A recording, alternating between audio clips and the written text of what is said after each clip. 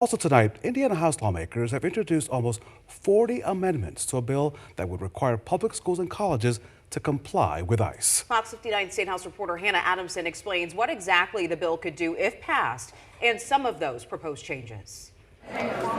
Monday, dozens of protesters stood outside the Indiana House chamber, calling on lawmakers to defeat Senate Bill 76. We want to keep our communities safe, and SB 76 makes us more unsafe. I know that we have a lot of immigrant families at our school, and I want my kids' classmates and their families to be safe. I have some close personal relationships with immigrants who are valued members of my life, of the community, who are contributing economically in really beautiful and meaningful ways, and I see this bill causing them to be even more scared. If passed, the bill would require local governments, public schools, and colleges to comply with ICE detainer requests. The key word of this is cooperation, and again, that is the federal government, and we're just, the bill's intent to find that cooperation between them. Democrats have introduced several amendments that would exempt law enforcement officers who work for hospitals, universities, and schools from needing to comply. I don't know of a teacher in my school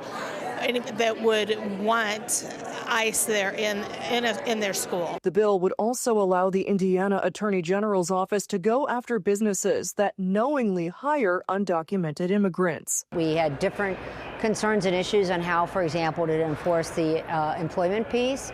That's really a federal issue, and so how do we incorporate that into our state code? And I think we landed in a good spot there. However, several other proposed amendments seek to strike that provision altogether or add more protections for employers and their workers. Another amendment would allow individuals under an ICE detainer request to challenge that request. My husband is an immigrant, and I worry about him every day. We know friends and people personally connected to us that have been detained and abducted unlawfully, and it's just wrong. The House chose not to debate the bill on Monday. It's really important that we get this right, and right now where that bill is, it's not there. Once the Indiana House decides whether to add any amendments to the bill will be up for its third and final reading in that chamber.